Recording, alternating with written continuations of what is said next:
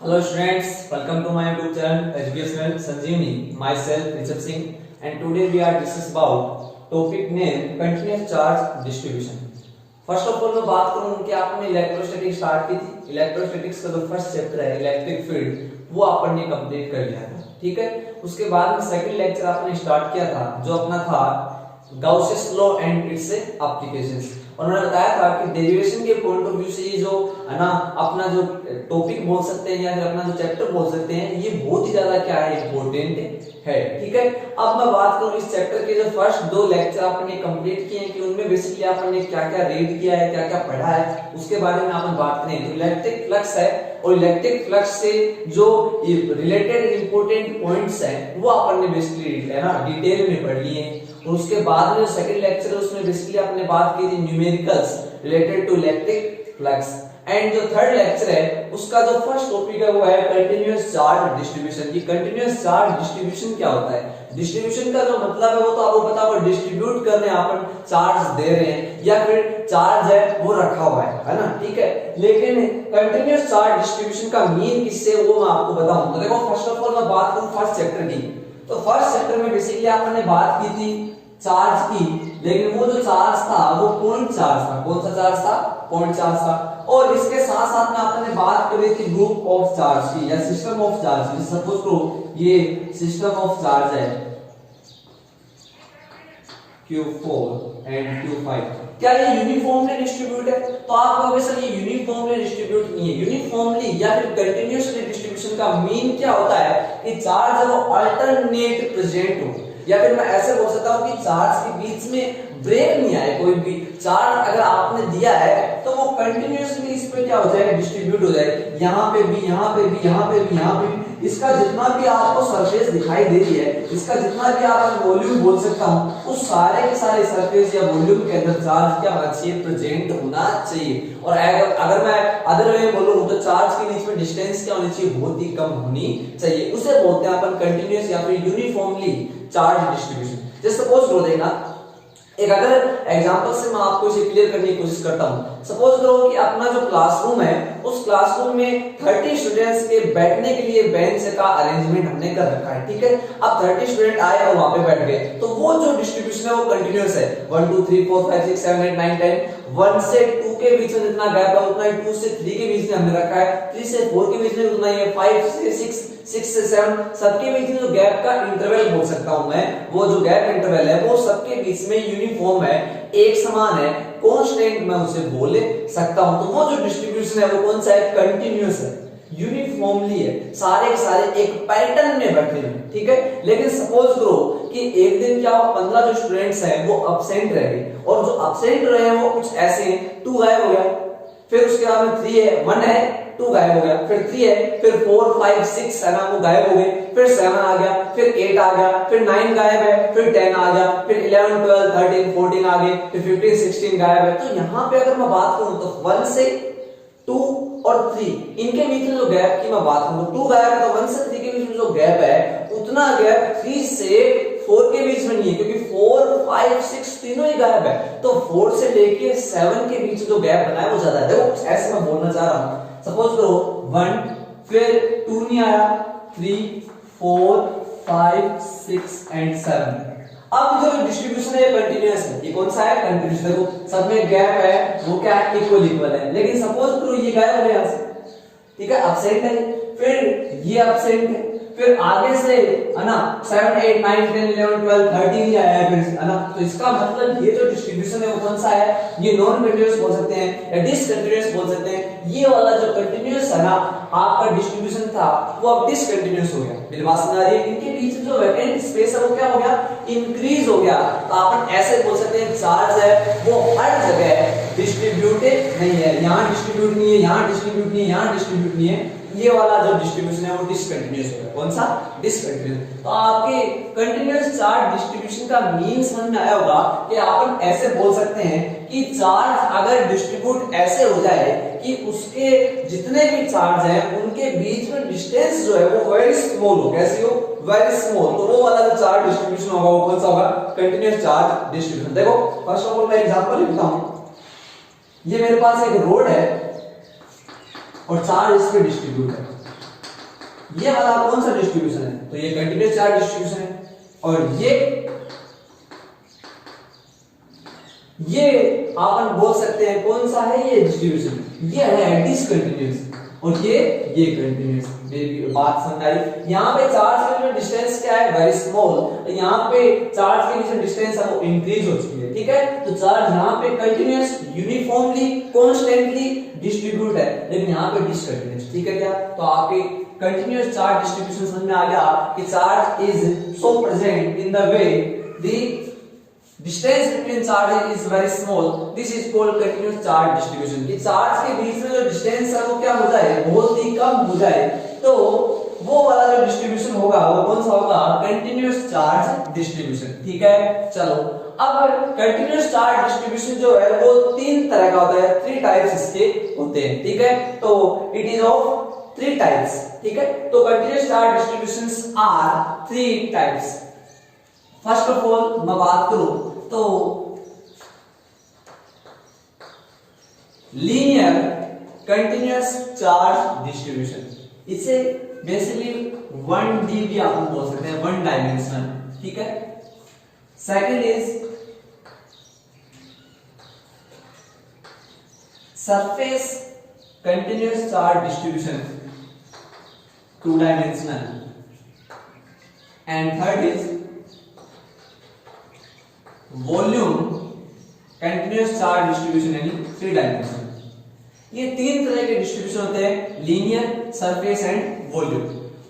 1 dimensional, 2 dimensional and 3 dimensional. सबसे पहले मैं बात करता हूं लीनियर चार्ज डिस्ट्रीब्यूशन क्या होगा, कि चार्ज ऐसे डिस्ट्रीब्यूट हो कि वो 1 डायमेंशनल फॉर्म में हो या 1 डायमेंशनल अलोंग हो, एक डायमेंशन के क्या हो वो अलोंग हो। जैसे सपोज करो, देखो ये मेरे पास L लेंथ की रोड है और इस पे ये चार्ज डिस्ट्रीब्यूट है, ये तो आपको पता चल रहा है कि चार्ज बहुत पास है, इसका मतलब ये कंटिन्यूअस चार्ज डिस्ट्रीब्यूशन है। अब ये 1 डायमेंशनल, ये कैसा है 1 डायमेंशनल, तो इसे अपन बोल सकते हैं क्या, लीनियर। कैसा है ये, लीनियर चार्ज डिस्ट्रीब्यूशन, ठीक है, 1 डायमेंशनल चार्ज डिस्ट्रीब्यूशन। तो ये जो वायर है या फिर ये जो रोड है इसमें चार्ज डिस्ट्रीब्यूट होगा, कैसा होगा 1 डायमेंशनल। सेकंड, अगर मैं इसी की बात करूं, सपोज करो ये रिंग है, ये रिंग है, ये सर्कल भी बोल सकते हो आप, देखिए इससे आप स्फीयर नहीं बोल सकते, इसे आप डिस्क नहीं बोल सकते, ठीक है। तो ये रिंग है और इसकी सर्कमफेरेंस पे, तो ये लाइन ही होगी एक तरह की लाइन, तो इसके सर्कमफेरेंस में चार्ज है यूनिफॉर्मली डिस्ट्रीब्यूट है, दिख रहा है आपको, ये इसकी सर्कमफेरेंस है, एक लाइन है, इसलिए ये वाला भी जो होगा वो कौन सा होगा, लीनियर। ये कौन सा होगा, लीनियर। तो रिंग के केस में जो चार्ज डिस्ट्रीब्यूट होगा तो वो कौन सा होगा, लीनियर होगा, ठीक है। अब बात करते हैं सरफेस की, किसकी, सरफेस की। देखो मेरे पास ये एक स्क्वायर बॉडी है 2 डायमेंशनल, कैसे 2 डायमेंशनल, और इसकी सरफेस के ऊपर क्या है, ये चार्ज प्रेजेंट, ये सरफेस है इसकी, समझ पा रहे हो। जैसे देखो ये बोर्ड आपको दिखाई दे रहा होगा,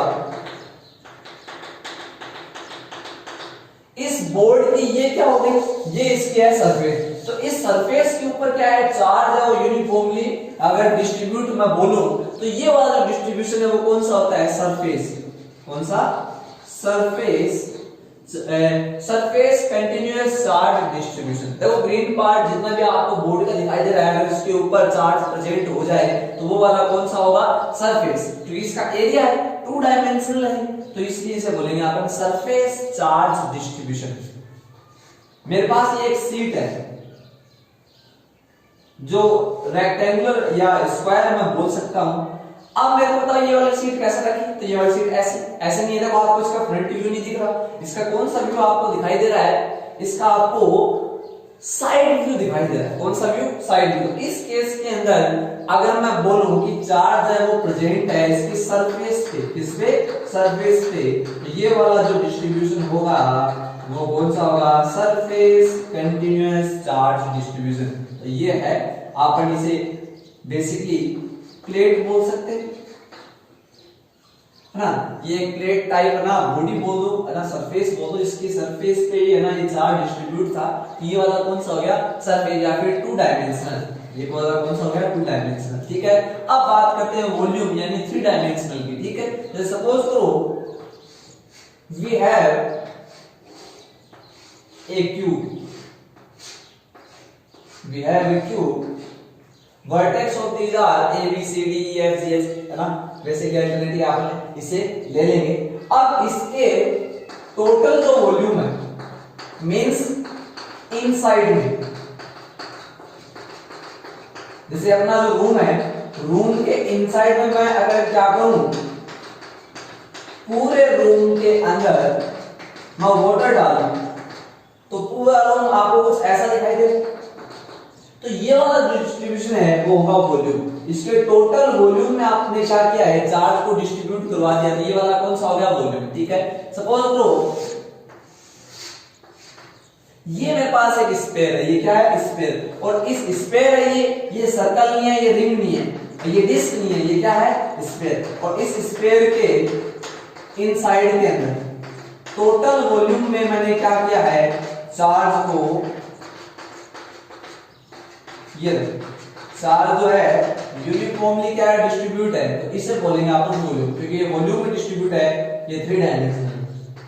वाटरमेलन देखा हुआ, तरबूज के बारे में आप जानते हो, उसके अंदर जो पार्ट है, जो रेड पार्ट होता है, अगर मैं उसे चार्ज सपोज करूं तो वो जो चार्ज है वो कैसे डिस्ट्रीब्यूट आप मान सकते हो, तो वॉल्यूम, क्योंकि उसके वॉल्यूम में क्या है, चार्ज डिस्ट्रीब्यूट है। ठीक है, अगर वो ग्रीन पार्ट है, अगर मैं उसे चार्ज मानूं तो फिर आप बोलोगे वो सरफेस पे है। देखो वाटरमेलन का जो एग्जांपल है, तरबूज का जो अपन एग्जांपल लेते हैं, वो सबसे दी बेस्ट है टू डायमेंशनल और थ्री डायमेंशनल चार्ज डिस्ट्रीब्यूशन को समझने में। फर्स्ट ऑफ ऑल मैं बात करूं उसके ग्रीन पार्ट की, तो ग्रीन पार्ट उसकी सरफेस को कवर करता है, किसको, उसकी सरफेस को, तो जो सरफेस को कवर कर रहा है ग्रीन पार्ट, अगर उस ग्रीन पार्ट को मैं चार्ज बोल दूं तो चार्ज बेसिकली उसकी सरफेस पे क्या है, यूनिफॉर्मली डिस्ट्रीब्यूट है, तो उसे बोलेंगे सरफेस कंटीन्यूअस चार्ज डिस्ट्रीब्यूशन। और अगर उसके इनसाइड के अंदर जो रेड पार्ट है उसकी मैं बात करूं तो उसके पूरे वॉल्यूम में क्या है, यूनिफॉर्मली डिस्ट्रीब्यूट है,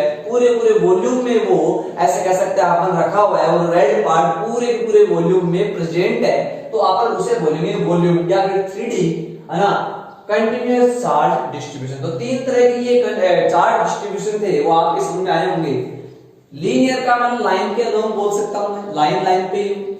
सरफेस का मतलब सरफेस की बात चल रही है, एरिया की बात चल रही है, एंड वॉल्यूम का मतलब आप समझते हो इनसाइड वाली पार्ट की बात चल रही है, थ्री डायमेंशनल पार्ट की।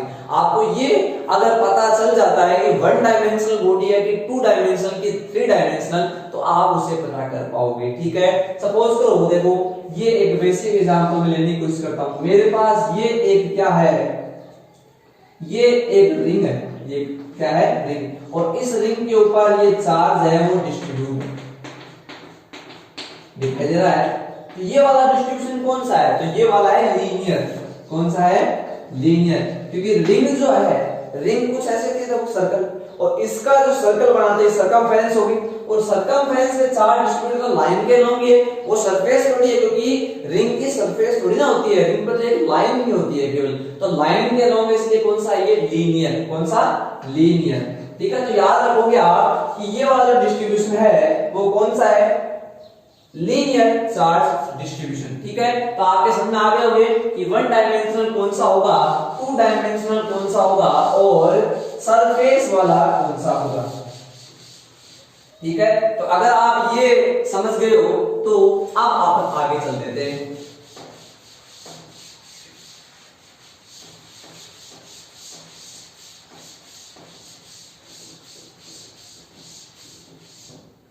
ठीक है, तो ये थे तीन तरह के distribution, linear, surface and volume. अब देखो फर्स्ट चैप्टर में आपने क्या पढ़ा था, चार्ज लिया था, कौन सा चार्ज था, पॉइंट चार्ज, और पॉइंट चार्ज के लिए आपने इलेक्ट्रिक फील्ड फाइंड आउट करना सीखा था from the help of Coulomb's law. Coulomb's law की हेल्प से अपन क्या करते हैं, इलेक्ट्रिक फील्ड फाइंड आउट करते हैं। अब बात करें कि कंटीन्यूअस चार्ज डिस्ट्रीब्यूशन है, इसका मतलब चार्ज है वो लार्ज अमाउंट में, देखो ये वायर इस वायर पे ये चार्ज डिस्ट्रीब्यूट है तो इसकी अमाउंट क्या है भाई, लार्ज बोल सकता हूं मैं, क्योंकि पॉइंट चार्ज तो ऐसे ही होता था केवल क्यू, अरे तो है, तो ये लार्ज अमाउंट है। और लार्ज अमाउंट के केस में अगर आपको इलेक्ट्रिक फील्ड फाइंड आउट करना हो तो देखो बेसिकली मैं बात करूं कि अब स्टार्टिंग से लेके और अब तक आपने एक लॉ पढ़ा है इलेक्ट्रिक फील्ड फाइंड आउट करने के लिए, जो है ना अपना लॉ है, जो रूल है वो है कूलॉम्स लॉ, कि कूलॉम्स लॉ की हेल्प से ही क्या किया जा सकता है, इलेक्ट्रिक फील्ड फाइंड आउट किया जा सकता है।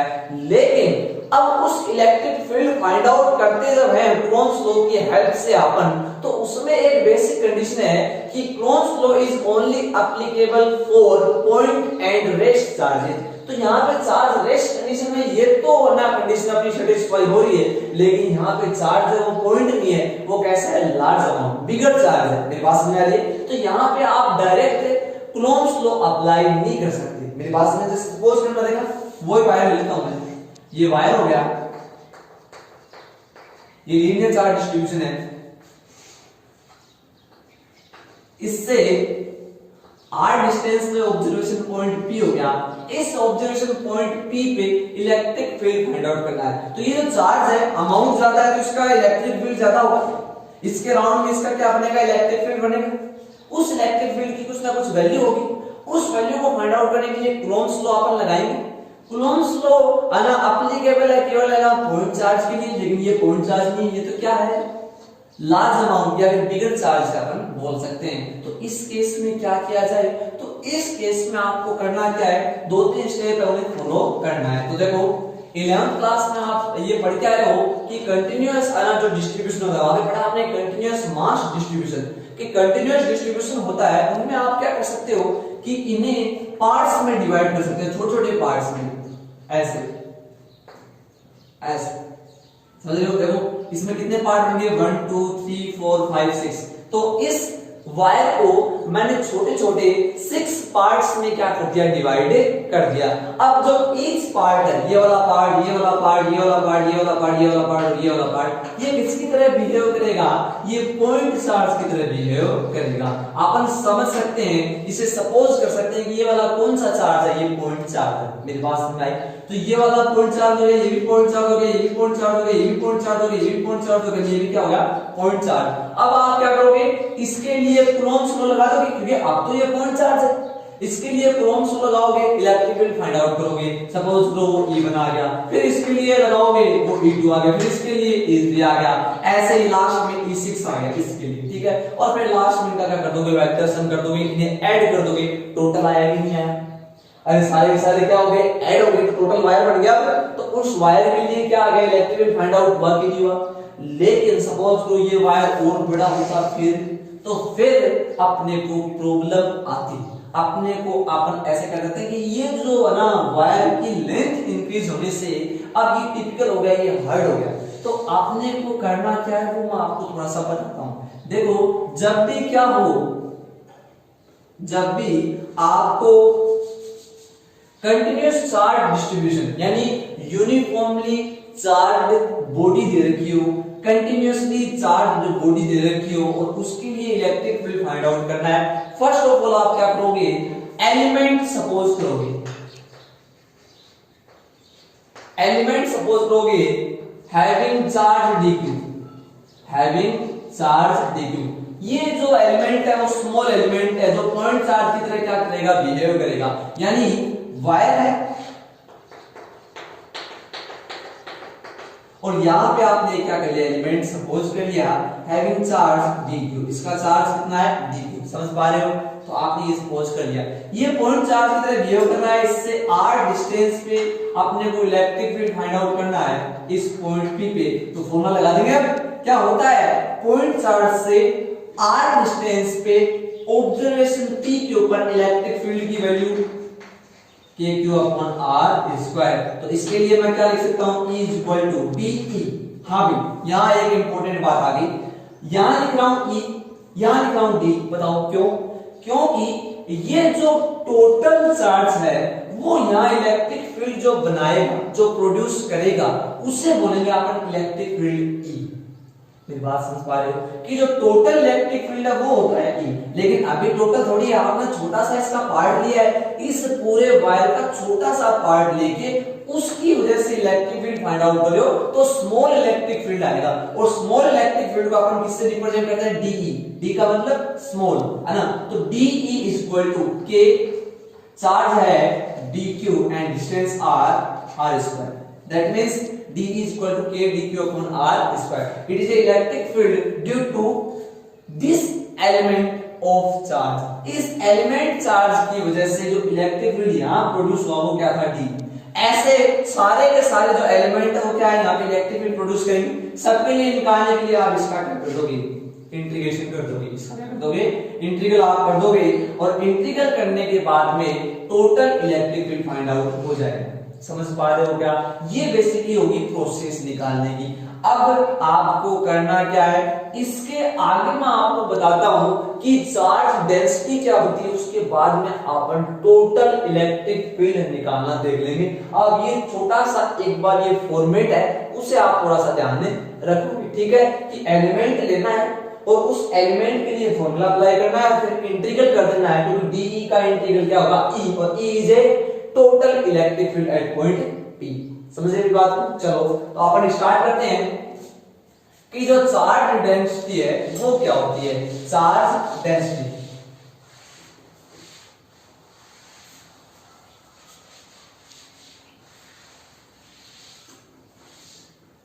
तो नेक्स्ट जो अपनी हेडिंग है वो है चार्ज डेंसिटी।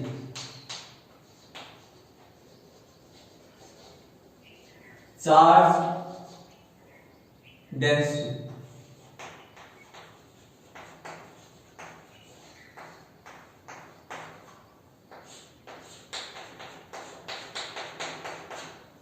जो चार्ज डेंसिटी है वो क्या होती है उसकी बात अपन कर लेते हैं। तो देखो फर्स्ट ऑफ ऑल मैं बात करूं 11th क्लास में आप एक बात पढ़ के आए हो कि जो डेंसिटी है वो क्या होती है? मास per unit volume.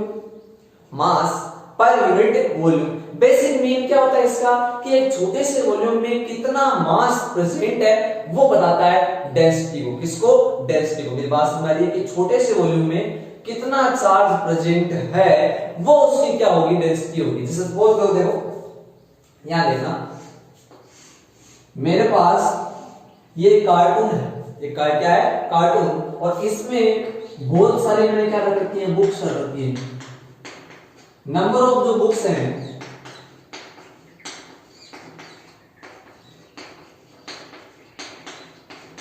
Number of books वो है 100।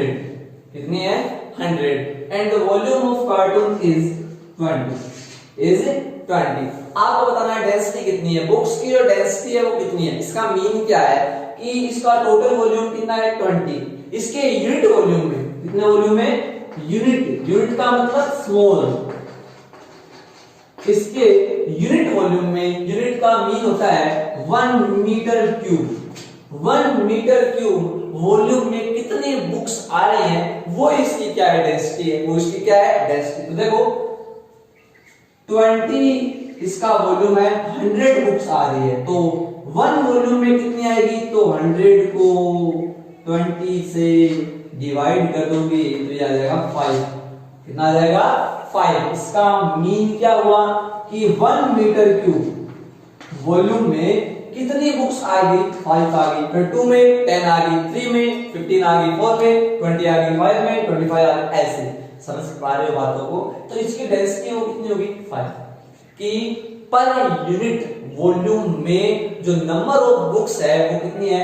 5। वो कितनी है? 5। तो बेसिकली ये इसका क्या हो गया? मीन हो गया कि डेंसिटी का मीन होता है कि छोटे से वॉल्यूम में जो भी आप ऑब्जेक्ट ले रहे हो वो कितना प्रेजेंट है। ठीक है, वैसे अगर मैं बात करूं चार्ज डेंसिटी की कि छोटे से वॉल्यूम में पर यूनिट वॉल्यूम में कितना चार्ज प्रेजेंट है वो इसकी क्या होगी? चार्ज डेंसिटी होगी। कि छोटे से वॉल्यूम में कितना चार्ज प्रेजेंट है वो इसकी क्या है? Charge density. चार्ज डेंसिटी का यूज क्या होता है? तो इसका यूज है चार्ज की वैल्यू निकालने में। जैसे आपने कह रहे डेंसिटी का जो यूज है वो क्या होता है? मास निकालने के लिए। अगर मास फाइंड आउट करना है तो आप डेंसिटी देखते हो, वैसे अगर चार्ज फाइंड आउट करना है तो क्या आप देखोगे? Charge density. देखो मैं समझाऊंगा आपको, पर्टिकुलर वे बाय वे चलेंगे अपन, है ना, तरीके से अगर आप आगे बढ़ेंगे तो आपकी समझ में आएगी।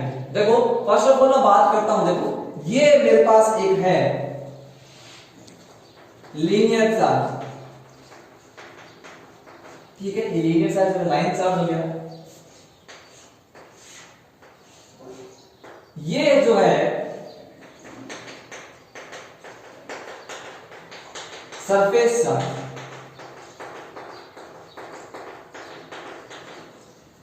And this is volume charge. We have three types of charge distribution. First of all, linear charge. Second is surface charge, and third is volume charge. You have seen all the charge. देखो आप सारे के सारे charge देख रहे हो, 1 2 और 3 linear charge है। 3 टाइप्स के होते हैं चार्ज डिस्ट्रीब्यूशन के, लीनियर, सरफेस एंड वॉल्यूम। तो चार्ज ऐसे डिस्ट्रीब्यूट है। अब तीनों के लिए जो डेंसिटी होगी वो अलग अलग होगी। इसकी चार्ज डेंसिटी अलग होगी, इसकी चार्ज डेंसिटी अलग होगी, इसकी चार्ज डेंसिटी क्या होगी, अलग होगी। सबसे पहले बात करते हैं इसकी चार्ज डेंसिटी। सपोज करो इसकी लेंथ है वो l है, वो कितनी है, l लेंथ है, एंड इस पे q चार्ज यूनिफॉर्मली डिस्ट्रीब्यूट है। टोटल अमाउंट ऑफ चार्ज कितना है, q। एरिया, क्योंकि ये सरफेस इसका 2 डायमेंशन है तो इसका एरिया है वो a है, एंड q चार्ज पे यूनिफॉर्मली डिस्ट्रीब्यूट है। इसका वॉल्यूम v है एंड q चार्ज पे यूनिफॉर्मली डिस्ट्रीब्यूटेड है। अब मैं इसकी बात करता हूं। देखो मेरे को बताओ, इसका वॉल्यूम तो नहीं है, इसकी क्या है, लेंथ। इसके केस में लेंथ काम में आएगी, इसके केस में एरिया काम में आएगा, इसके केस में वॉल्यूम। तो इसमें बेसिकली लेंथ है, तो आप क्या कह सकते हो कि इसकी छोटी सी लेंथ में, जैसे मैंने यहां बोला था छोटे से वॉल्यूम में, यहां क्या है, छोटी सी लेंथ के अंदर, यानी यूनिट लेंथ बोल सकता हूं, यूनिट लेंथ में जितना भी चार्ज प्रेजेंट है वो इसकी डेंसिटी है। यूनिट एरिया में, अब यहां पे एरिया आएगा हमें, यूनिट एरिया के अंदर जितना भी चार्ज प्रेजेंट है वो इसकी डेंसिटी। यूनिट वॉल्यूम में जितना भी चार्ज प्रेजेंट है वो इसकी डेंसिटी। मेरी बात सुना रही है कि चार्ज डिस्ट्रीब्यूशन 3 तरह का होता है, तो चार्ज की डेंसिटी वो कितने तरह की होगी, 3 तरह की। यहाँ पे 1 डायमेंशन काम में आता है इसलिए लेंथ काम में लेते हैं, यहाँ पे 2 डायमेंशन काम में आता है इसलिए आप एरिया काम में लेते हैं, यहाँ पे 3 डायमेंशन काम में आता है इसलिए वॉल्यूम काम में लेते हैं। तो इसकी जो डेंसिटी है वो कैसे लिखोगे आप लिख सकते हो इसकी डेंसिटी को। फर्स्ट ऑफ ऑल इसकी बात करो, इसकी डेंसिटी होती है linear charge density, linear charge density यानी लैम्डा। तो charge density are of 3 types. Charge density वो कितने है ना तरह की होती है, कितने टाइप होते हैं चार्ज डेंसिटी के, 3 टाइप्स होते हैं। First of all linear charge density यानी लैम्डा, ये समझ रहे हो इसे क्या बोलते हैं, लैम्डा। वेवलेंथ को जिससे आप रिप्रेजेंट करते हो उसी को बोलते हैं अपन लैम्डा, ठीक है।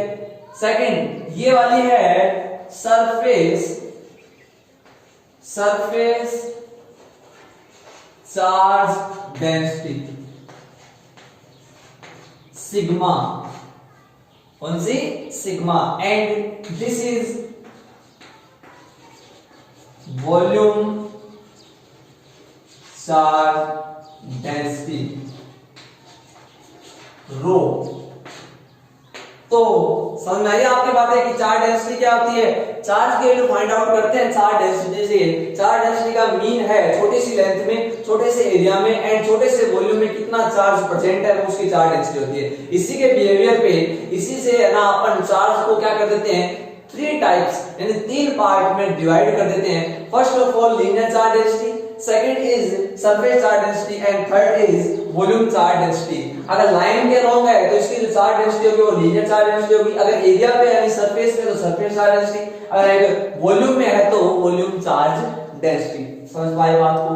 तो आपको पता लग गया होगा कि चार्ज डेंसिटी कितने तरह की होती है, 3 तरह की। कौन कौन सी, एक तो linear charge density, second is surface charge density and third is volume charge density. समझ पाए? चलो तो अब मैं लिख देता हूं डेंसिटी के जो टाइप है वो कौन कौन से हो गए। फर्स्ट हो गया linear charge density, that means lambda. Second surface charge density, that means sigma, and third is volume charge density, that means rho. ठीक है, तीन तरह की डेंसिटी होगी, sigma, lambda and rho. Definition of linear charge density. What is linear charge density? तो आप इसमें लिखोगे क्या? चार्ज, मैं स्मॉल है ना एंड सिंपल वे में लिख रहा हूं, charge per unit length, charge per unit length is called lambda, यानी linear charge density. Second surface charge density क्या होगा? Charge per unit area, charge per unit area of the surface is called sigma, and charge per unit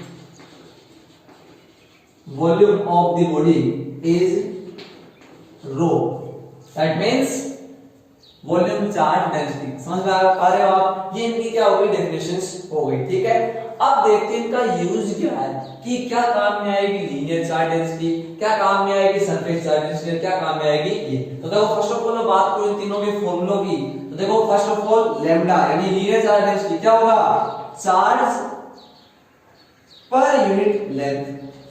This is the formula of linear charge density. Second, sigma यानी surface, it is q upon a. This is the formula of surface charge density. And last is rho is equal to q upon v, charge per unit volume. This is a volume charge density. तीनों के formula में लिख दी. Charge per unit length, charge per unit area and charge per unit volume. This is rho, this is sigma and this is lambda. ठीक है, अगर suppose करो charge is very small, charge is very small like dq, charge कितना है वो dq है, and length is dl, then what is the formula of lambda यानी linear charge density? तो the formula of linear charge density lambda is equal to dq upon dl. Clear है? dq upon dl, भाई charge है और नीचे क्या है? Length है, तो dq अपॉन dl, क्योंकि चार्ज स्मॉल है, लेंथ भी क्या स्मॉल. सिमिलरली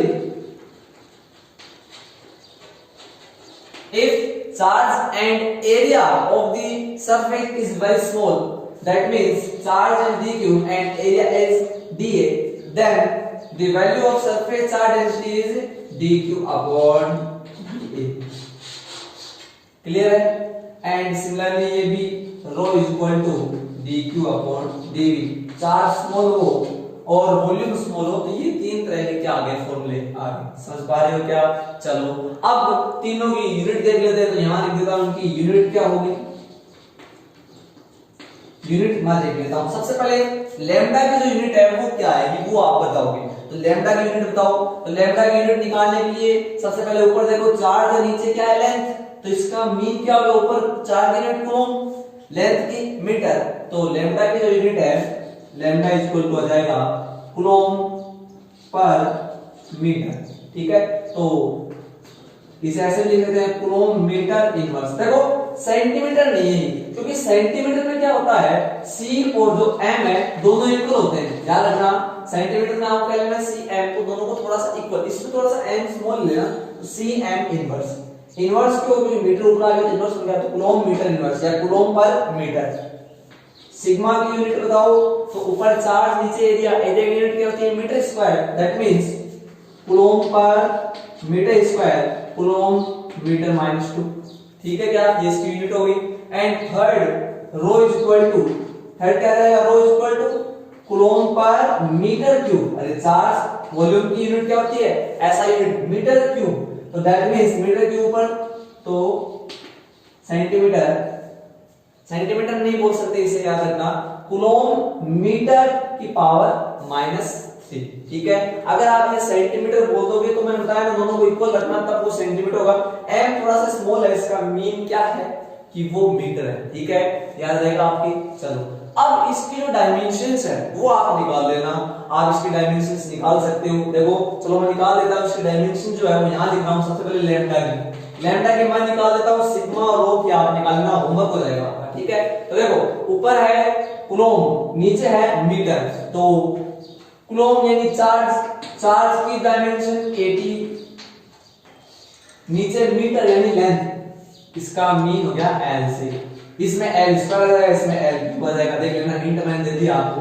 तो यहां से m तो है नहीं, m0, l ऊपर जाएगा तो l की पावर -1, t की पावर 1 और a की पावर 1, ये हो गया यूनिट। ये इसकी क्या हो गई यूनिट, m0 l नहीं डायमेंशन होगी सॉरी, m0 l -1 t1 और a1, तो ये इसकी हो गई डायमेंशन। ऐसे उसकी निकाल लेना, यहाँ l2 आ जाएगा बाकी सेम, उसके निकालोगे l3 आ जाएगा बाकी सेम। ठीक है, तो ये थी आपकी तीन तरह की density, linear, surface, volume.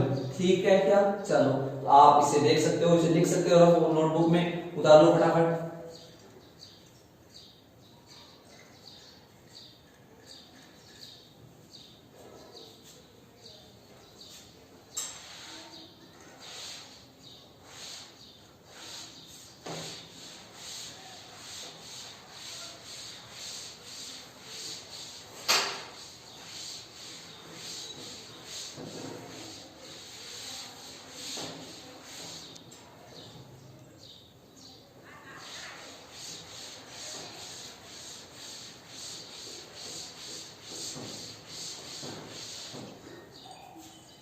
Next देखो, अब मैं बताता हूं इनका यूज है ना क्या होगा। तीन तरह की डेंसिटी होगी, लैम्डा, सिग्मा एंड रो। इनका यूज देख लेते हैं आप, इनका यूज क्या होगा। तो देखो इनका बेसिकली यूज होता है चार्ज फाइंड आउट करने में। क्या फाइंड आउट करने में, चार्ज फाइंड आउट करने में। देखो ये मेरे पास वायर है, चार्ज दे रखा है इसका ये ना, ठीक है, और इसकी चार्ज डेंसिटी दे रखी है, आपको चार्ज दे रखा, इसकी लेंथ दे रखी है l। इसका मीन क्या होगा, आपको चार्ज तो फाइंड आउट करना पड़ेगा क्योंकि इलेक्ट्रिक फील्ड से तो चार्ज तो बेसिकली सबसे ज्यादा इंपॉर्टेंट होगा। चार्ज दे नहीं रखा तो चार्ज फाइंड आउट करना पड़ेगा। ठीक है, चार्ज कैसे फाइंड आउट आप करोगे, लैम्डा का मीन क्या है। देखो कॉन्सेप्ट जो होते हैं, चाहो तो मैं इसे फॉर्मूले से बता दूं, आप डायरेक्ट रट लोगे, लेकिन इसका कॉन्सेप्ट अगर आप सीख लेते हो तो अगर आप कोई भी कॉम्पिटिटिव एग्जाम की अगर आप प्रिपरेशन करोगे, तैयारी अगर आप वहां पे करते हो, तो ये वाली चीजें सिंपल वे में ना हो कि कॉम्प्लिकेट कर देते हैं वहां पे। तो आपको वहां पे फॉर्मूले की बजाय कॉन्सेप्ट अगर याद हो तो आप डायरेक्ट अगर क्या कर सकते हो, उस क्वेश्चन को कर सकते हो। वरना अगर आपने फॉर्मूले अप्लाई कर दिए तो फॉर्मूले तो देखो फिजिक्स के अंदर क्वेश्चन को कॉम्प्लिकेट बनाते हैं। इजी क्वेश्चन उससे हो सकते हैं, हार्ड जो क्वेश्चन है जिसके अंदर थोड़ा सा रोटेट हो जाए सिस्टम, तो उसमें आप डायरेक्ट फॉर्मूले की हेल्प से इलेक्ट्रिक फील्ड या फिर कोई फिजिकल क्वांटिटी फाइंड आउट नहीं कर सकते। तो कॉन्सेप्ट सीखना, देखना, this is charge and it is linear charge. कौन सा चार्ज है, linear charge. The value of linear charge density is lambda and the length is l। Length कितनी है इसकी, l।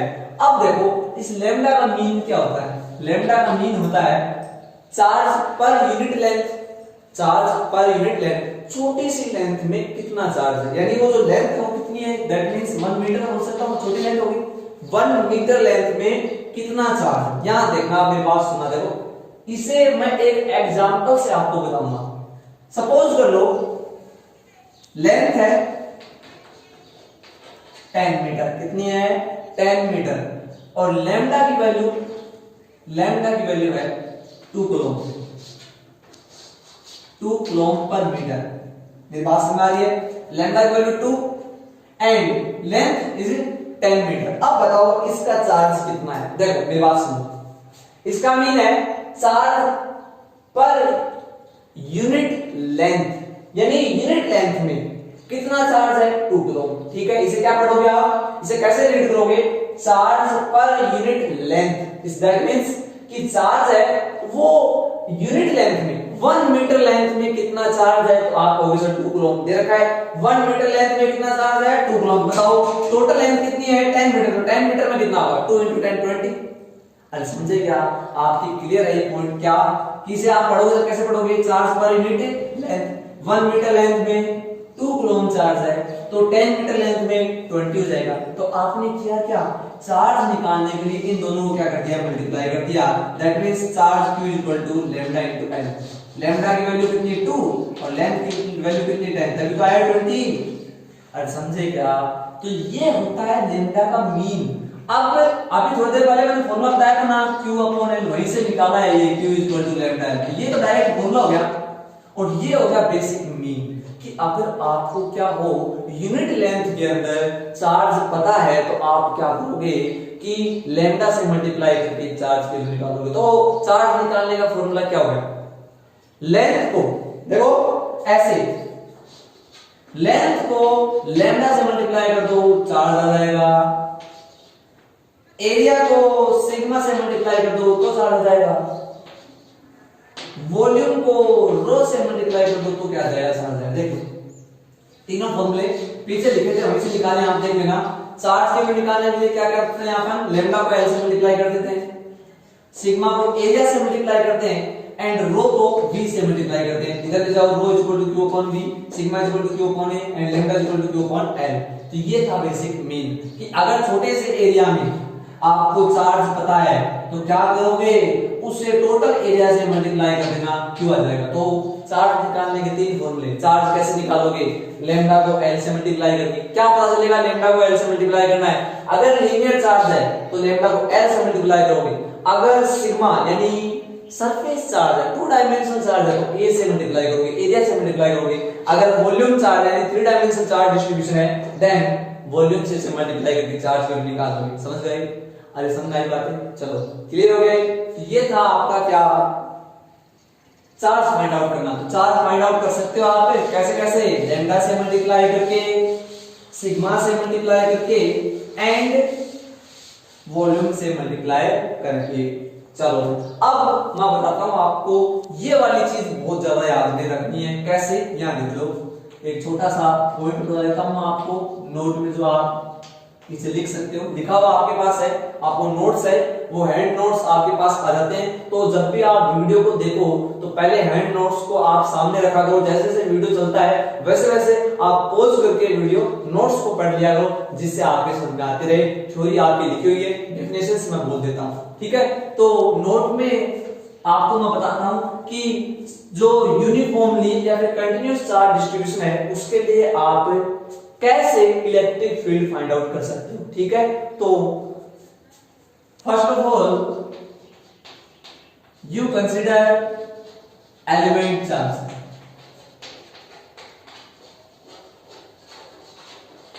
That means point charge, small charge, सबसे पहले क्या consider करोगे, एलिमेंट चार्ज कंसीडर करोगे, ठीक है। सेकंड, फाइंड या फिर calculate the value of,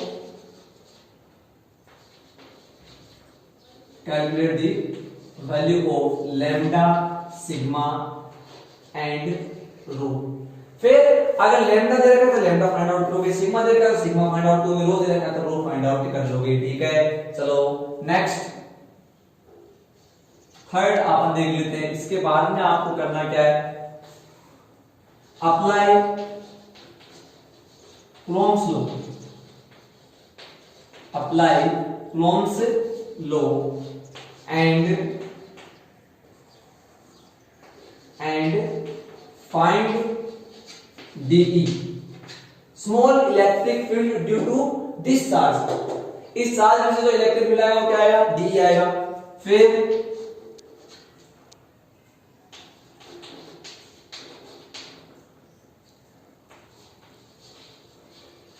integration both side, या फिर शॉर्ट में लिखता हूं ना, इंटीग्रेशन बोथ साइड। समझ रहे हो? फिर क्या कर दोगे, इंटीग्रल आप पे कर दोगे और इंटीग्रल करते किसकी वैल्यू निकली आएगी, then you get net electric field. ये है आपका जो इलेक्ट्रिक फील्ड फाइंड आउट जो आप करते हो वो निकालने का बेसिक फॉर्मूला मेथड, या फिर आपको ऐसे कहे तो इस वे में आपको क्या करना है, कंटिन्यूअस चार्ज डिस्ट्रीब्यूशन वाले जितने भी ऑब्जेक्ट है उनके लिए इलेक्ट्रिक फाइंड आउट करना है। सबसे पहले first of all you consider you put A dq charge on the body, यानी आप कंसीडर करोगे dq charge on the body के ऊपर, ठीक है। Second, find the value of lambda sigma you. अगर लैम्डा दे रखा है तो लैम्डा फाइंड आउट कर लो, सिग्मा दे रखा है सिग्मा फाइंड आउट कर लो, रो दे रखा करो। कैसे, lambda equal to q upon l, sigma equal to q upon a and rho equal to q upon v से, ठीक है। Next, apply Coulomb's law and find d कैसे फाइंड करोगे, q अपॉन r स्क्वायर से। Then integration both side में क्या कर दोगे, इंटीग्रल कर दोगे, जिससे d किसमें कन्वर्ट हो जाएगा, e में। तो आप इसकी वैल्यू फाइंड आउट कर चुके हो, e की। समझ गए, ये था आपका मेथड, ठीक है क्या। चलो अब एक दो बातें और बताऊं। देखो सेकंड जो पॉइंट है नोट में वो क्या है, आपको क्या पता चलेगा, चार्ज लीनियर है। इस चैप्टर में आपको क्या पता चलेगा, चार्ज है वो लीनियर है। तो याद रखना, रिंग एंड वायर और रिंग के केस में चार्ज है वो लीनियर होगा, ठीक है। इस चैप्टर की बेसिकली मैं बात करना, ध्यान रहे आपके। प्लेट के केस में, अब चाहे कंडक्टिंग हो चाहे नॉन कंडक्टिंग हो, आपके आगे समझ में आ जाएगी। प्लेट बोल दूं, सीट बोल दूं, इसे सीट या प्लेट दोनों बोल सकते हैं, याद रखना। प्लेट बोलते हैं, फिर क्या बोलते हैं, सीट बोलते हैं। और कंडक्टिंग स्फीयर, ये जो चीजें हैं वो आपके आगे समझ में आएगी कि नहीं आएगी समझ में, ठीक है। तो अभी एक बार आप देख लेना, इन्हें लिख लेना कि आगे आपको समझ आ जाएगी। रिंग के केस में, वायर के केस में लैम्डा काम में लेना, यानी लीनियर चार्ज होगा वो। प्लेट यानी सीट या फिर कंडक्टिंग स्फीयर के केस में आपको सिग्मा काम में लेना है। और एक ही केस आपके सिलेबस में नॉन कंडक्टिंग स्फीयर, जिसे अपन सॉलिड भी बोल सकते हैं, नॉन कंडक्टिंग स्फीयर, इस केस में रो काम में लेना है, यानी वो वॉल्यूम हुआ। तो ये मैंने बता दिया आपको, ये बेसिक से एग्जांपल्स आपके काम में आने वाले हैं इस चैप्टर में। रिंग या वायर के केस में लैम्डा काम में लोगे, लैम्डा की वैल्यू निकालना। प्लेट, सीट या कंडक्टिंग स्फीयर के केस में सिग्मा की वैल्यू निकालनी है, एंड नॉन कंडक्टिंग स्फीयर के केस में रो की वैल्यू निकालनी है, ठीक है क्या। ये आपको याद रखने हैं, ये था एक नोट में जो आपको याद रखना है। ऐसे तो आप इलेक्ट्रिक फील्ड फाइंड आउट करोगे कंटीन्यूअस चार्ज बॉडी के लिए, और ऐसे आपको पता करना है 1 डायमेंशनल है, 2 डायमेंशनल और 3 डायमेंशनल, ठीक है। चलो अब चलते हैं अपन अगली जो अपनी हेडिंग है, वो हेडिंग नहीं बोल सकता मैं, वैसे तो वो क्वेश्चन है, लेकिन वैसे वो हेडिंग है। जब आप आगे पढ़ोगे, अर्लियर जो बिगर क्लासेस है आपके, उनके अंदर जो आप पढ़ोगे तो आपके लिए क्वेश्चन है, तो उस क्वेश्चन को है ना अपन डेरिवेशन भी बोल सकते हैं बेसिकली, और वो क्वेश्चन भी है, ठीक है। तो वो अपन देख लेते हैं। चलो, तो एग्जांपल है आपका आरबीएससी बोर्ड की बुक का 2.4। कौन सा एग्जांपल है, 2.4, ठीक है। चलो 2.4 एग्जांपल बनाने से पहले मैं एक दो बात आपको पहले थोड़ा सा डिटेल दे देता हूं। देखो यहां देखो सर,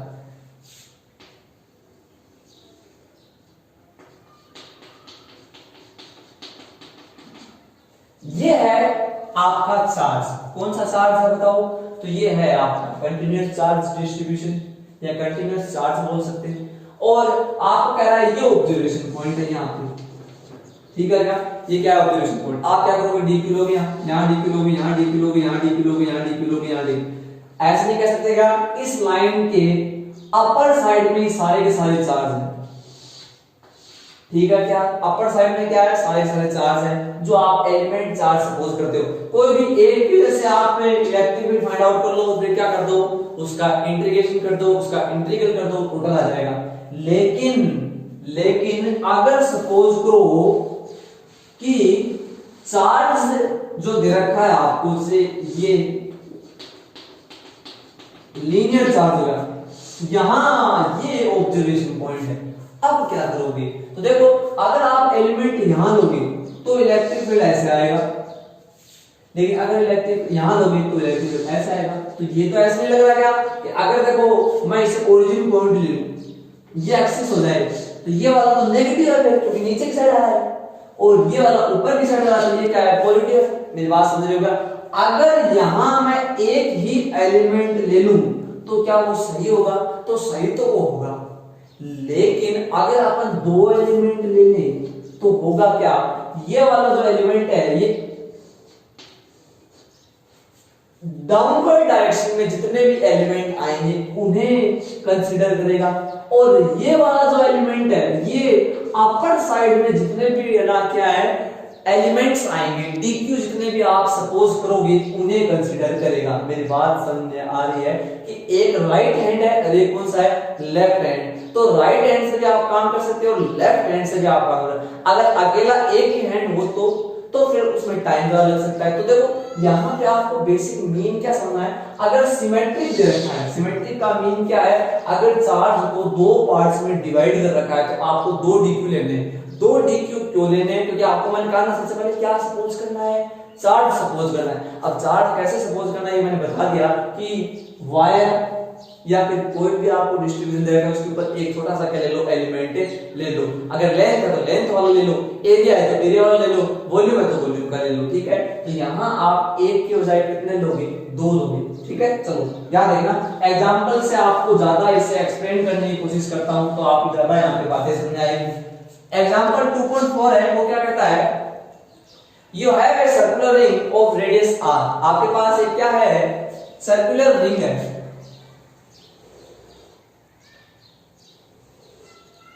सारा दिखाई दे रही है, जिसकी रेडियस r है। ठीक है, then you calculate electric field intensity at point P which is at r distance from its center O on its axis। यानी इसकी एक्सिस पे देखो, एक्सिस कैसे होता है? तो ये रिंग कैसे है? ऐसे। इसकी एक्सिस ये होगी, जो भी लाइन है सेंटर से पास आउट होती है उसकी एक्सिस होती है। ठीक है, ये आपको पता होगा कि ये इसकी क्या है? एक्सिस है। सपोज करो देखो ये सिलेंडर है तो ये इसकी एक्सिस होगी, ये सर्कल है तो सेंटर से पास आउट, ये इसकी क्या होगी? है ना, एक्सिस होगी। तो ये ऐसे रखी है तो इसकी एक्सिस कौन सी होगी? ये वाली।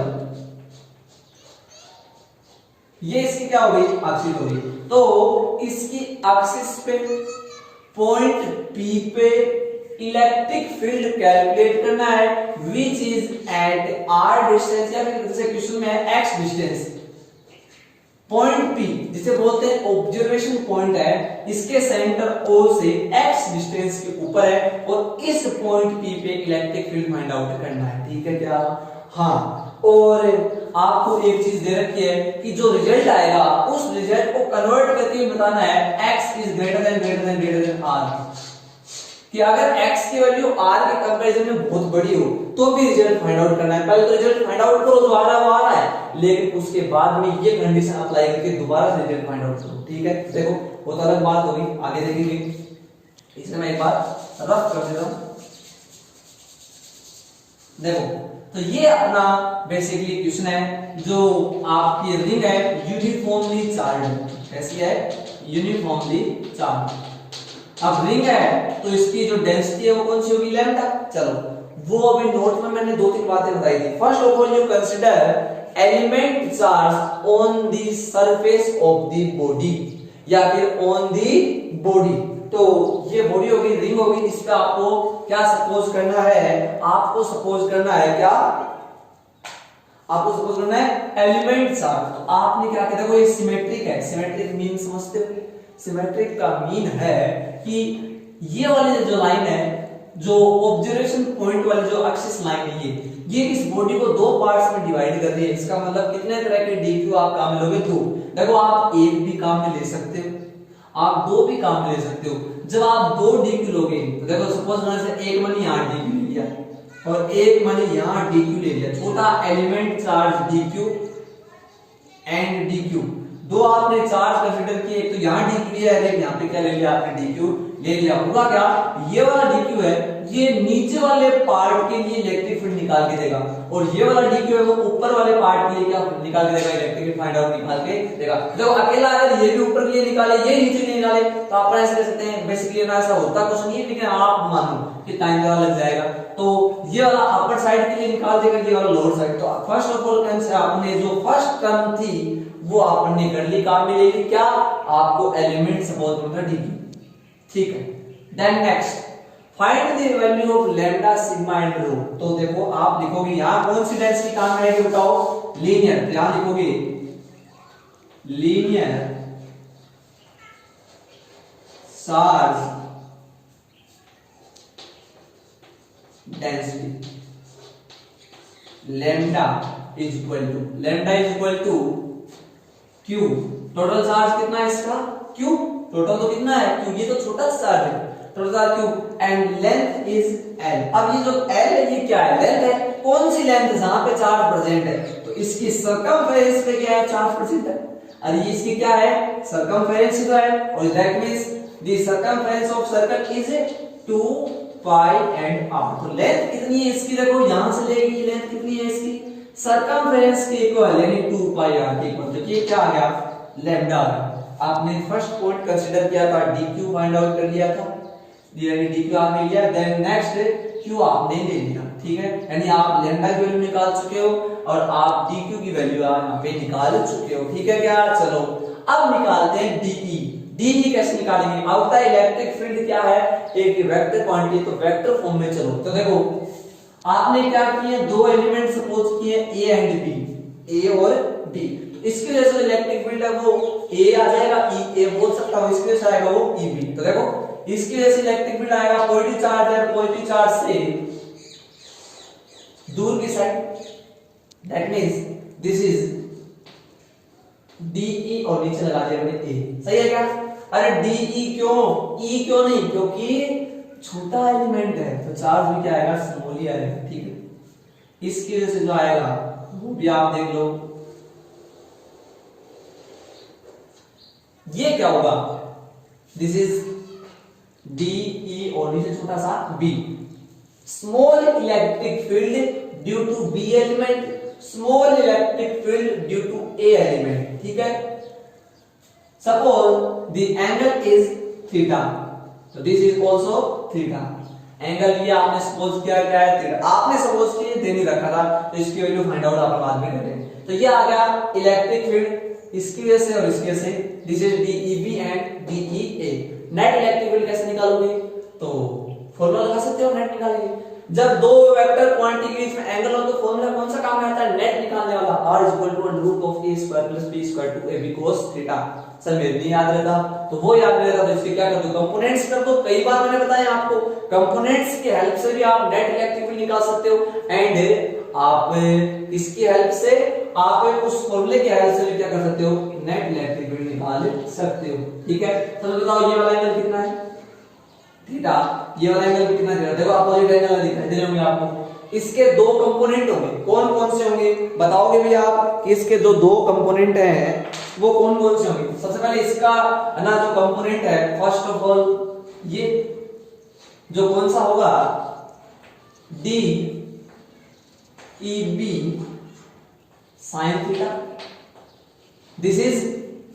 This is vertical component, and along with theta, theta के अलोंग में जो, थीटा के साथ में जो होता है वो कौन सा होता है, DEb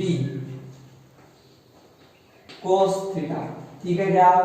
चलो नीचे वाले ये कर लो, दो कंपोनेंट नीचे की साइड एक इस साइड, तो this is DEa sin theta vertical component, and with theta, theta के साथ वाला DEa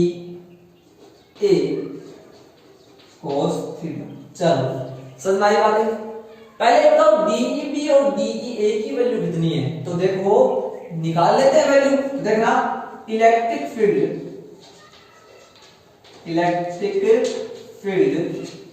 due to A element charge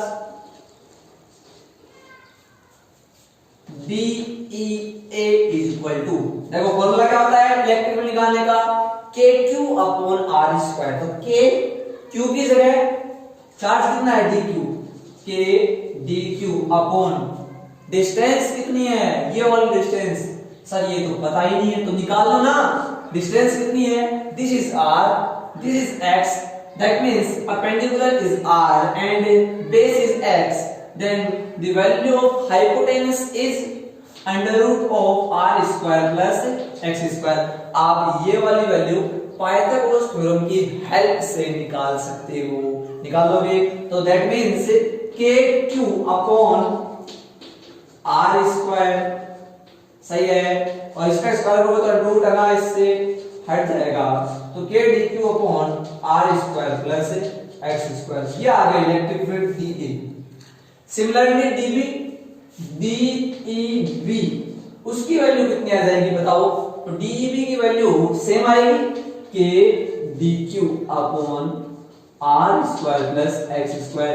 अरे वही तो डिस्टेंस है और वो ही चार्ज है तो इलेक्ट्रिक फील्ड क्या होगा सेम ही होगा, that means the value of DEA and DEB, कई बच्चे इसे 1 और 2 से लेके चलते हैं DE1 DE2, तो वो भी सही है, वो तो आपके मेजर करने का तरीका है, कई बच्चे इसे DE1 लिख लेते हैं, इसे DE2 लिख लेते हैं, तो वो एक ही बात है। तो इक्वेशन फर्स्ट एंड सेकंड से you can say that DEA is equal to DE, ये यहां तक इक्वेटोरियल लाइन पे इलेक्ट्रिक फील्ड आप फाइंड आउट करते हो, सेम तरीका करते हो ना। चलो अब बताओ नेट इलेक्ट्रिक फील्ड कितना आएगा इस पे पॉइंट बी पे, net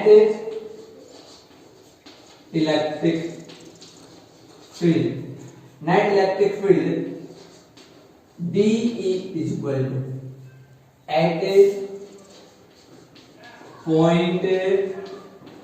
at point P due to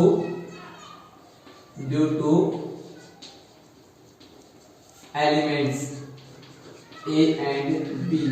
तो बताओ A और B की वजह से यहां पे टोटल इलेक्ट्रिक फील्ड कितना आएगा, मैं ऐसे नहीं कह रहा हूं टोटल का मतलब समझ लो, इस पूरी रिंग की वजह से यहां पे कितना आएगा वो बात मैं नहीं कर रहा, मैं कह रहा हूं इस A और इस B एलिमेंट की वजह से यहां पे इलेक्ट्रिक फील्ड कितना आएगा, तो इनकी इलेक्ट्रिक फील्ड तो यही है, ये इसे कैंसिल आउट कर देगा। क्यों कैंसिल आउट कर देगा, due to equal magnitude and opposite direction. तो आप कहोगे सर डायरेक्शन तो अपोजिट है लेकिन मैग्नीट्यूड इक्वल कैसे, ये तो बताओ, तो साइन थीटा इक्वल है कि नहीं है, DAA और DEB दोनों वैसे ही इक्वल है, तो ये इसे काट रहा है ये इसे काट रहा है, सेम है तो काट देंगे ना, तो दैट मींस इलेक्ट्रिक फील्ड कौन प्रोड्यूस करेगा, ये दोनों प्रोड्यूस करेंगे। क्यों, क्योंकि ये सेम डायरेक्शन में है, तो आप इन दोनों को काट दोगे और ये दोनों आपस में ऐड हो जाएंगे, तो आप नहीं कह सकते क्या कि नेट इलेक्ट्रिक फील्ड क्या आ जाएगा DE। सर अभी भी DE, अरे तो अभी तक इन्हीं की बात चल रही है, मैंने रिंग की बात की नहीं है अभी, इनकी वजह से जो इलेक्ट्रिक फील्ड है वो तो DE है स्मॉल, तो DE equal to DEA cos theta plus DEB cos theta. समझ आई बात। चलो अब आपको पता है ये और ये वैल्यू तो आपस में इक्वल ही है, यहां भी क्या लिख सकता हूं मैं, DEA cos of theta plus DEA cos of theta. DEB की जगह मैंने क्या पुट कर दिया, DA। क्यों पुट किया, क्योंकि दोनों आपस में क्या हैं, इक्वल है। समझ आ गई बात। चलो क्लियर है यहां तक, आगे देखो 2 टाइम्स हो गया, दोनों सेम है, that means 2 times of DEA cos theta. This is a net electric field due to these elements। In elements की वजह से नेट इलेक्ट्रिक फील्ड क्या आ गया, DE equal to 2DA DEA cos theta. समझ गई बात को, ठीक है क्या। चलो अब आगे चल देते हैं अपन, आगे इसका नेट निकालना है। तो देखो अब इसके आगे आप क्या कह सकते हो, पहले तो मैं तो ये बताओ,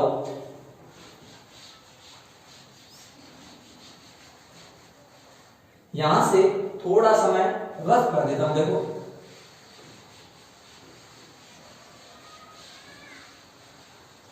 फिर इसकी थ्योरी भी आपको बतानी है, इसलिए पूरा मैं इसे रफ नहीं कर रहा, ठीक है। चलो अब बताओ नेट इलेक्ट्रिक फील्ड कितना है, तो आप लिखोगे यहां क्या लिखोगे, net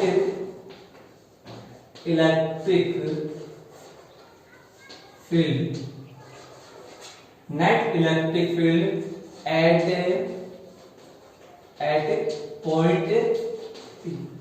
at point P due to ring, क्या कर दो, इंटीग्रल बोथ साइड, दोनों साइड क्या कर दो, इंटीग्रल कर दो, तो DE किस में कन्वर्ट हो जाएगा, E में, और इसका टोटल इलेक्ट्रिक फील्ड E तो है, तो DE is equal to 2DEA cos of theta. यहां तक आपके किसी के दिक्कत हो तो आप वीडियो को दोबारा देखें, दोबारा समझने की कोशिश करिए, ठीक है, क्लियर है।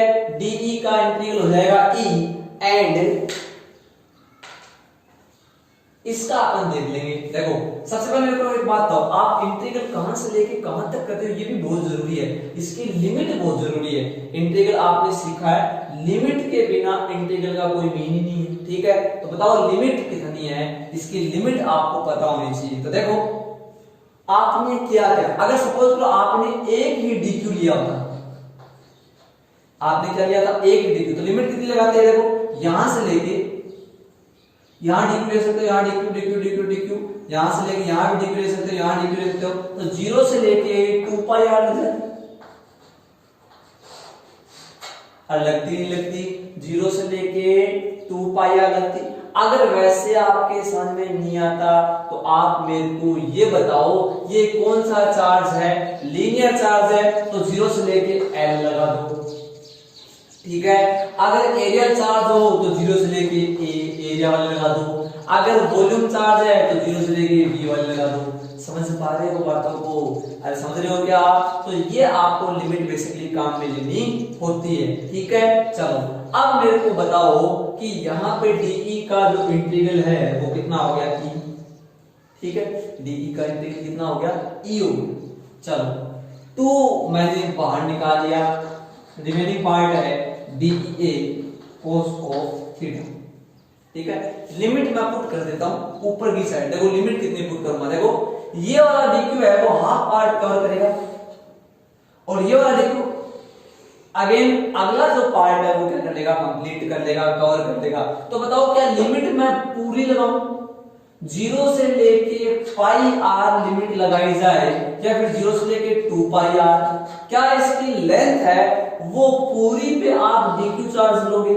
अरे आपने क्या किया, 2 हिस्से कर दिए रिंग के, एक हिस्सा कवर करेगा ये वाला DQ और एक हिस्सा कवर करेगा ये वाला DQ।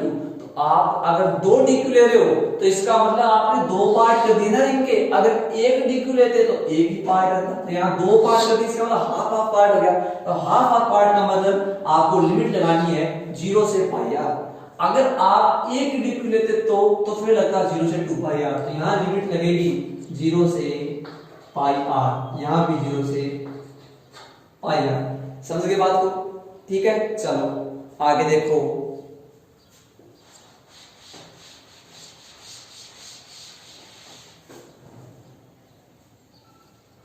इसके आगे जो है वो अपन बेसिकली करेंगे क्या, DEA की वैल्यू पुट कर देंगे। चलो तो आगे आप देखना, E ऐसा कैसा है, ठीक है, 2 ऐसा कैसा, ठीक है, 0 से पाई आर ये लिमिट हो गई, ठीक है। DEA की वैल्यू कितनी है, ये DEA क्या है, DEA और DEA और DEB तो इक्वल ही थे, तो वैल्यू है कि DQ upon R square plus X square और cos ऑफ थीटा, ठीक है क्या। चलो चार्ज की वैल्यू तो पता ही नहीं है कितनी, टोटल चार्ज जरूर पता है लेकिन चार्ज की वैल्यू पता नहीं है। चार्ज कैसे निकालते हैं, लेंथ को किससे मल्टीप्लाई कर दो, लेंथ को लैम्डा से मल्टीप्लाई कर दो। तो आप क्या करोगे, यहां देखना, आप एक बात लिखोगे कि चार्ज इज इक्वल टू होता है लैम्डा इनटू लेंथ। तो लेंथ कितनी है, अरे टोटल नहीं, DQ का ये वाला चार्ज dq, तो इसकी लेंथ अगर टोटल लेंथ l है तो इसकी कितनी होगी, dl ही होगी। इसकी लेंथ भी कितनी होगी, dl। समझ रहे हो क्या, टोटल लेंथ कितनी है, l है, तो स्मॉल लेंथ कितनी होगी, dl, इसकी भी कितनी होगी, dl। That means dq is equal to lambda into dl। Formula लिखाया था पीछे, आप देख लेना। cos थीटा, बताओ cos थीटा की वैल्यू, cos theta is equal to क्या होता है, बेस अपॉन हाइपोटेनस। तो base x and hypotenuse under root of r square plus, बोलो दोनों वैल्यू मैंने निकाल ली, ये दोनों वैल्यू यहां पुट कर देंगे तो t इज इक्वल टू क्या आएगा बताओ, 2 टाइम्स ऑफ 0 से पाई r लिमिट हो गई k लैम्डा इनटू dl और putting the value of dq, value put कर दी, r square plus x square and the value of cos theta is x upon under root r square plus x square, value put कर दी। चलो अब calculate कर लेते हैं इस वाली equation को, इसे अपन कैलकुलेट करेंगे तो क्या आना फॉर्मूला निकल के आता है वो अपन देखते हैं। तो that means e is equal to 2, हाँ 0 to pi r k lambda x dl। देखो अपर वाले जो टर्म है ऊपर वाले से मैंने मल्टीप्लाई कर दिया k lambda x and dl, and नीचे वाले टर्म है देखो पावर कितनी है 1, पावर कितनी है हाफ। देखो मैंने ये बताया था आपको x की पावर 1/2 और x की पावर 1 कितना बनता है, ये x की पावर 3/2 या 3/2, अरे x की पावर 1/2 और x की पावर 1, दैट मींस x की पावर 3/2, 1 प्लस हाफ 3/2, ठीक है। वैसे ही r square plus x square की power 1 and r square plus x square की पावर हाफ, अंडर रूट को पावर हाफ बोल सकते हैं। तो दोनों को अगर आप ऐड कर दो तो कितना बनेगा, ये बनेगा r square plus x square की पावर 3/2। क्लियर है। इसमें कौन कौन से जो टर्म्स है वो कांस्टेंट है, होता है कांस्टेंट का इंटीग्रल नहीं होता तो बाहर निकलेंगी, तो k lambda x upon r square plus x square की पावर 3/2, 0 से पाई r और dl। बोलो सही है क्या सर, ये कैसे बाहर निकल के आया k, अरे k तो कांस्टेंट होता है 9 × 10⁻⁹, ये तो सबको पता है। लैम्डा ये डेंसिटी है, ये भी कांस्टेंट है, ये बाहर निकलो। x कैसे कांस्टेंट है, क्या ये डिस्टेंस इंक्रीज हो रही हो डिक्रीज हो रही हो, अरे पॉइंट p वही का वही है, क्या ये डांस कर रहा है, अरे मूवमेंट थोड़ी कर रहा है, ये तो अपनी जगह ही है, इसका मतलब x की क्या है, कांस्टेंट है। r रेडियस कम और ज्यादा हो रही हो, रिंग है वो बड़ी हो रही हो छोटी हो रही हो, ऐसा कोई सिस्टम है, ऐसा कोई सिस्टम नहीं, इसका मतलब r कांस्टेंट है, x कांस्टेंट है, तो ये सारी वैल्यू बाहर निकल जाएगी। dl का इंटीग्रल, dl का इंटीग्रल, बोलो dl का इंटीग्रल n लिमिट है 0 टू पाई r, इसके अंदर लिमिट पुट कर दोगे, आपको पता है पहले अपर लिमिट फिर लोअर लिमिट माइनस साइन के साथ में, तो 2k lambda x r square plus x square की पावर 3/2, अपर लिमिट पुट करोगे that means pi r minus lower limit put करोगे तो माइनस लोअर यानी l की जगह 0, पहले पाई r पुट किया माइनस l की जगह 0 पुट किया 0, देखो इसे तो 0 लिखो या फिर मत लिखो, that means the value of this is pi r। यहां तक क्लियर है। आगे 2k लैम्डा x पाई r upon r square plus x square की पावर 3/2, ये हो गया नेट इलेक्ट्रिक फील्ड। ये कौन सा आ गया, नेट इलेक्ट्रिक फील्ड आ गया, ठीक है क्या। तो ये था आपका नेट इलेक्ट्रिक फील्ड, चाहो तो k की वैल्यू लिख सकते हो आप। अब एक बात बताओ, नीचे क्वेश्चन में एक कंडीशन आपको और अप्लाई करनी है, वो आपको दे रखी है कि एक कंडीशन और अप्लाई करो, वो कंडीशन कौन सी है पहले वो देख लेते हैं अपन। आपको कह रहा है if x is very greater than r, that means r is negligible, r is negligible, neglect कर सकते हो, क्यों, बहुत बढ़िया। अरे ये सोच जाएगा ये मैं हूं तो ये मुकेश अंबानी है, सही है, ये मैं हूं तो ये क्या है मुकेश अंबानी, मेरे लिए तो 10 रुपए बहुत ज्यादा है, मेरे लिए तो 100 रुपए बहुत ज्यादा है, मेरे लिए तो 1000 रुपए बहुत ज्यादा है, मेरे लिए 1 लाख रुपए बहुत ज्यादा है, लेकिन मुकेश अंबानी के लिए तो मेरा कोई इंपॉर्टेंस नहीं है ना। अगर मैं एक बात कहूं कि मैं मुकेश अंबानी को 1000 रुपए जाके दूंगा, अगर मेरे को 1000 रुपए देगा तो मेरे लिए बहुत ज्यादा है, लेकिन मैं अगर मुकेश अंबानी को जाके कहूं कि ये लो मेरे को 1000 रुपए दे दो, तो वो मेरे को इंपॉर्टेंस नहीं देंगे, उनके लिए 1000 रुपए कौन सी बड़ी बात है। तो इसका मीन क्या है, x है वो r के कंपैरिजन में बहुत बड़ा है, तो ये इसे कुछ समझेगा ही नहीं, इसका मतलब नेगलेक्ट कर दो। तो r square will be negligible, that means the value of electric field is 2k lambda x pi r upon, क्योंकि r स्क्वायर की वैल्यू कितनी होगी, 0 की नेग्लिजिबल हो गया, क्योंकि x है वो r के कंपैरिजन में क्या है, बहुत बड़ा था, उसे नेग्लिजिबल कर दिया। ये पावर ऐसे कटेगी, क्यों कटेगी ये भी मैं बता चुका हूं आपको। पावर क्या, पावर दो पावर एक साथ लगी हो, देखो ऐसे x स्क्वायर की power x square, that means 2 into 2 multiply होते हैं, पावर क्या होती है मल्टीप्लाई में, तो मैंने मल्टीप्लाई किया, अब ये मल्टीप्लाई कैसे किया है 2 into 3 की पावर 2, तो देखो ये न्यूमरेटर कैंसिल आउट हो गया, तो पावर कितनी है ना रिमेनिंग रही 2k lambda x pi r upon x cube। अब एक अगर इसमें से मैं क्या कर दूं, ये कैंसिल आउट कर दूं, तो 2k lambda x pi r, x एक कैंसिल आउट हो गया, x स्क्वायर, k की वैल्यू पुट करो 2k, k की वैल्यू पुट कर दूंगा lambda pi r, k की value 4 pi epsilon naught x square, 4 देखो पाई से ये पाई कैंसिल आउट हो गया और ये 2 टाइम्स कैंसिल आउट हो गया, t की वैल्यू क्या आ गई 2, तो 2 तो कैंसिल आउट हो गया ना, that means lambda r upon 2 epsilon naught x square, this is net electric field. ये कौन सा है नेट में, चाहो तो लैम्डा की वैल्यू पुट कर सकते हो आप, वो क्यू की फॉर्म में आंसर आ जाएगी, लेकिन उससे अपने को कोई लेना देना नहीं है, अपन लैम्डा की फॉर्म में निकालते हैं, तो लैम्डा की फॉर्म में क्या आ गया आंसर आ गए, ये थे आंसर। चाहो तो आप देखो यहाँ पे जो आपने dq को कन्वर्ट करके लिखा था लैम्डा इनटू dl, अगर आप dq ही लेके चलते रहोगे तो भी कोई दिक्कत नहीं है, आंसर सेम ही आने हैं। तो ये लैम्डा के यूज से मैंने आंसर निकाले, ठीक है क्या। तो ये था अपना नेट इलेक्ट्रिक फील्ड। ये अपना क्वेश्चन नंबर कौन सा था 2.4। इस क्वेश्चन को सभी बच्चों को अपनी नोटबुक में 2 बार करना है और कॉपी, ये आपको पता ही है करना क्या है, ये आपका होमवर्क है, तो मेरे पास पर्सनल व्हाट्सएप नंबर पे भेज देना, ठीक है। Thank you.